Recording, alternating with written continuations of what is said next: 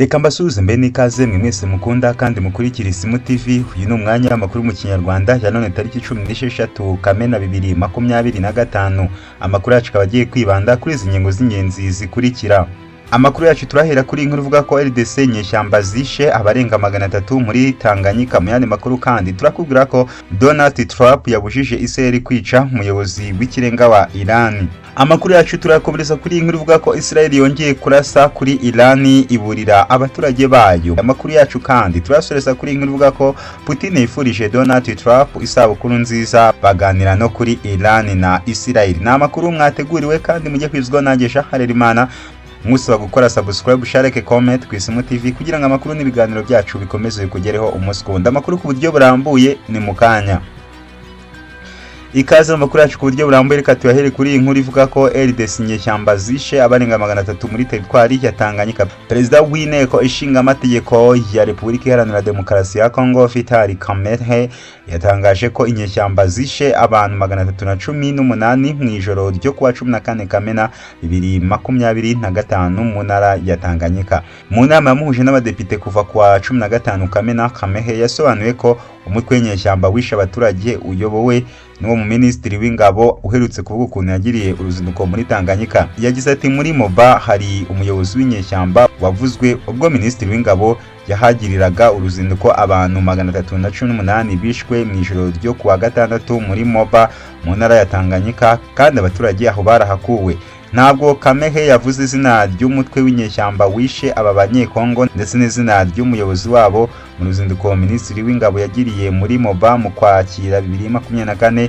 Ntabwo aya makuru yashyizwe ku karubanda. Kamerhe kandi yasobanuye ko no mu mujyi wa Kerimie usanzwe ari umurwa mukuru wa Tanganyika umutekano wazambye ani mu birometero birenga 300 ujya muri Moba.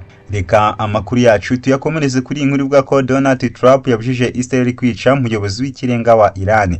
Perezida wa Leta Zunze Ubumwe za Amerika Donald Trump byavuzwe ko yanze umugambi wa Israel wo kwica umuyobozi w'ikirenga wa Iran Ayatollah Ali Khamenei.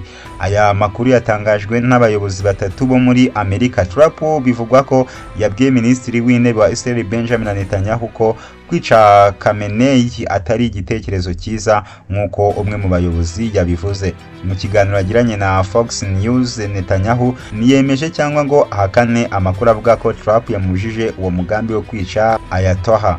Yagize ati hari amakuru menshi y'ibihuha ajyanye n'ibiganiro bitigeze bibaho kandi ntabwo ndi bujye mu mizi kuri iyo ngingo, ariko icyo nakubwira nuko dukora ibyo tugomba gukora, tuzakora ibyo tugomba gukora kandi numva Leta Zunze Ubumwe za Amerika izi bifitiye akamaro, sinshaka kubyinjiramo. Umuyobozi umwe muri Israel yabwiye CBS News ati mu by'ukuri Israel nigamije kwica abanyepolitike, turi kwibanda kuri gahunda z'ingufu za kirimbuzi nuclear n'iza gisirikare. Ntabwo ntekereza ko umuntu ubyena ibyizo gahunda akwiye gukomeza kubaho atuje kandi yisanzuye. Kuva kwa gatanu Israel yatangije ibitero kuri Iran, ibihugu byombi bikomeje gusubizanya buri kimwe cyohereza ibisasu ku butaka bw'ikindi. Amakuru yacu reka tuyakomereze kuri ivuga ko Israel yongeye kurasa kuri Iran iburira abaturage bayo. Israel yongeye kugaba ibitero mu mujyi wa Tehran mu gicamunsi cyo kuri uyu wa 15 Kamena 2025 nyuma yo kwica abasirikare bakuru ba Iran, kwangiza ibikorwa remezo bya gisirikare byayo ndetse n'ububiko bwa peteroli. Amakuru y'iki gitero yemejwe n'umuvugizi w'ingabo za Israel Brigadier General Efia Deflin mu kiganiro agiranye n'abanyamakuru. Yagize ati ntabwo tubihagarika ubu, no muri iyi saha turi kurasa ahantu henshi muri Tehran, dushaka kwangiza bikomeye gahunda z'intwaro kirimbuzi ndetse no gusenya imbaraga z'igisirikare mu rwego rwo gukoma mu nkokora no kugabanya ubukana bw'ibishobora guhungabanya umutekano w'iwacu. Brigade General Deflin yasobanuye ko ijoro ryakeye nabwo Israel yarashe ahantu 80 muri Iran. Muri rusange ikaba imaze kurasa ahantu 250 ku vitero byahawe izina rya Rising Lion byatangira mu minsi 2 ishize. umuyobozi wa Tehran Mehdi Shamlani yatangaje ko uyu mujyi nta bwihisho bwihariye bw'ibisasu ufite, bityo ko abaturage bari guhungira mu bice by'inyubako biri munsi y'ubutaka ndetse no mu mihanda iri munsi y'ubutaka. Shamlani yagize ati muri Tehran nta bwihisho dufite, abantu bagiye mu bice by'inyubako biri munsi y'ubutaka, dushobora gutegura imyanya imodoka ziparikamo munsi y'ubutaka nk'uko twabigenje ubwo Saddam yaturasagaho. Bitewe n'uko umutekano wo muri Tehran utizewe kuva ibi bitero byatangira, bamwe mu baturage baho batangiye guhungira mu bindi bice byiganjemo ibyaro.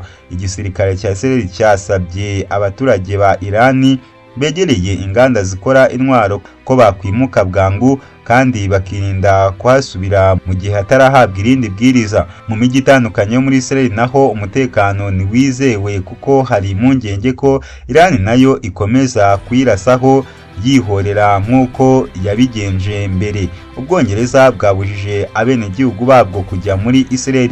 Minisitiri w'ububanyi n'amahanga wa Iran Abbas Araghchi yatangaje ko igihugu cye kidashaka gukomeza kurasana na Israel, ariko ko nikomeza kuyigabaho ibitero nacyo kitazahwema kwihorera. Minisitiri Araghchi yagaragaje ko kandi iyi ntambara ishobora kwagukira no mu bindi bihugu kuko ngo Israel ntiyarasa muri Tehran mu gihe itabyumvikanyeho na Leta Zunze Ubumwe za Amerika. Yagize iti ntabwo dushaka kwagurira iyi ntambara mu bindi bihugu cyangwa mu kandi karere keretse niduhatirizwa kubikora.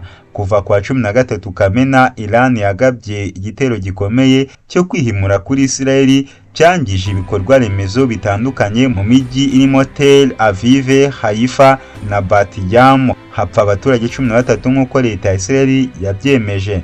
Reka amakuru yacu tuyasoreze kuri iyi nkuru ivuga ko Vladimir Putin yifurije Donald Trump isabukuru nziza, baganira no kuri Iran na Israel. Perezida wa Leta Zunze Ubumwe za Amerika Donald Trump yatangaje ko mugenzi we w'Uburusiya yamwifurije isabukuru nziza mu kiganiro kirekire bagiranye kuri telefoni kuwa gatandatu mu munsi yizihizagaho isabukuru y'imyaka 79. Nyuma y'icyo kiganiro kuri telefoni, Trump yahise yandika ku rubuga rwe rwa Truth Social avuga ko byagenze neza. Ati Perezida Putin yamamagaye muri iki gitondo kugira ngo anyifurize mu buryo bwiza isabukuru nziza y'amavuko, ariko icy'ingenzi twavuze ku bya Iran, igihugu azi neza, twavuganye umwanya munini. Abakuru b'ibihugu bombi baganiriye umwanya utari muto bagaruka no ku ntambara yo muri Ukraine, avuga ko ibyo bazanabigarukaho mu cyumweru gitaha. Donald Trump yongeye ati ikiganiro cyamaze nk'isaha, yumva ko kimwe nanjye iyi ntambara ya Israel na Iran igomba guhagarara, ibyatumye mpita mubwira ko niye nawe igomba guhagarara nayo. Ni amakuru mwateguriwe kandi mwagizweho nanjye Shah Harerimana, nkusaba gukora subscribe, share, like, comment ku Isimu TV kugira ngo amakuru n'ibiganiro byacu bikomeze kugereho umunsi ku wundi.